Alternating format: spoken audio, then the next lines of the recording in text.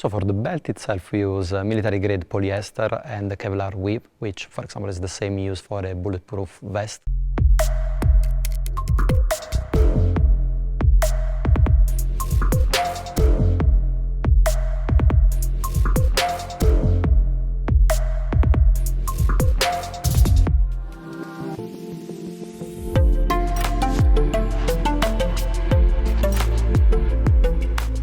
Welcome to our Crowdstrike safety series.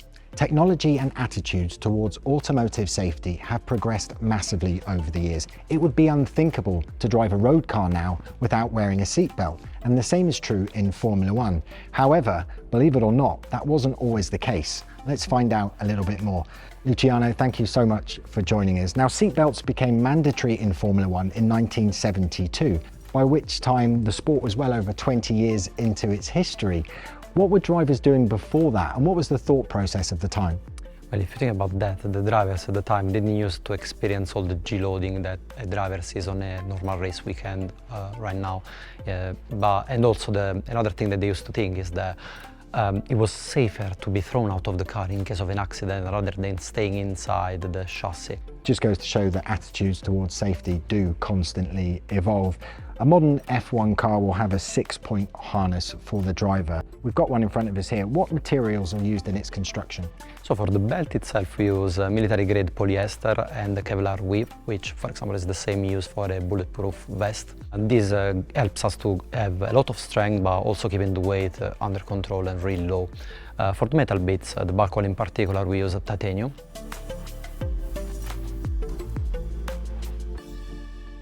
Is there a case of one size fits all, or do the drivers get a bespoke seatbelt? We do different seat fits all over the season to understand which is the right length for each driver, and at the end we can definitely say that each driver has its own custom-made belt system.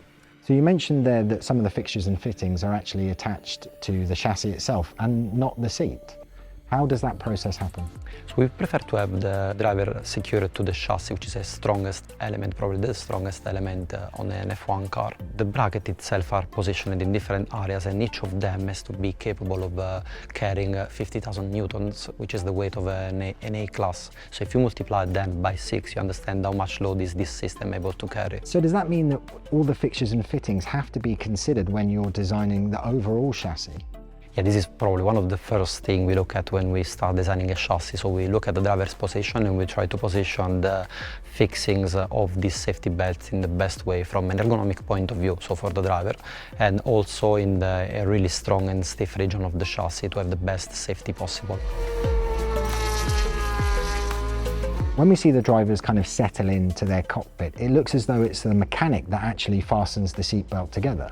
Yeah, so a lot of drivers, like Lewis for instance, they like to have a lot of tension, especially on the lap belts, and it would be impossible for them to do their own belt without the help of somebody that is outside the car, and he can use better the arms and can apply more load to close the buckle. Just goes to show how much tension is required to make them safe. But obviously that's all well and good when we're in the garage, but if there's an incident out on track, the drivers need to be able to get out of the car on their own. How do they go about that? As you can see, all these belts go inside a single buckle, and in case of a crash you want to be able to release all the belts together within a few degrees of rotation of the handle that is on top of the buckle. That's because the driver has to be able to jump outside the car within seconds in case of a crash or in case of a fire or whatever can compromise its safety. It was great to see another safety feature in Formula One, the technology involved in the materials and the design, and that it is bespoke for each driver to keep them as safe as possible.